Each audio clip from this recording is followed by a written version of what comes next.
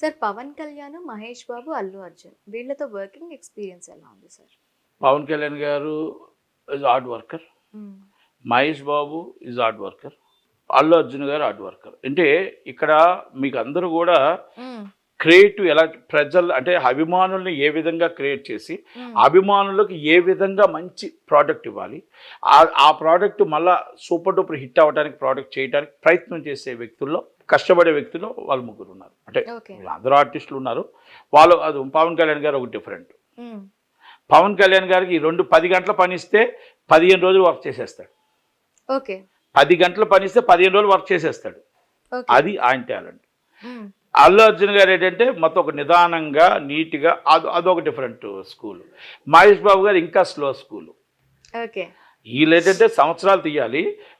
మన పవన్ కళ్యాణ్ గారికి మీరు సంవత్సరం డేట్స్ కానీ ఆయన దొరికాయంటే సంవత్సరంలో 20 సినిమాలు తీయొచ్చు ఆయనతో. సంవత్సరం 20 సినిమాలు తీయొచ్చు, 20 సూపర్ డూపర్ హిట్ అవుతాయి. మళ్ళీ ఎక్కడా కూడా మీకు వర్క్ ఉండదు, అంటే టైం వేస్ట్ చేయడు. Ready ready ready ready ready ready. Director tension పడాలా, నిర్మాత టెన్షన్ పడాలి, పవన్ కళ్యాణ్ గారు టెన్షన్ పడాలి. అదొక డిఫరెంట్. అదే అల్లు అర్జున్ గారు ఏంటంటే ఒక నిదానంగా ఆలోచించి 2 సంవత్సరాల్లో తీసిన సూపర్ హిట్ కొట్టాలని ఆయన చూస్తున్నాడు. ఆయన ఏం చేస్తాడంటే 20 సినిమాలు తీస్తే 20 సినిమాల్లో టెక్నీషియన్స్ 20,000 మంది బతుకుతారు. 20,000 మంది బతుకుతే 20 మంది ప్రొడ్యూసర్లు నేను బతికించగలుగుతాను.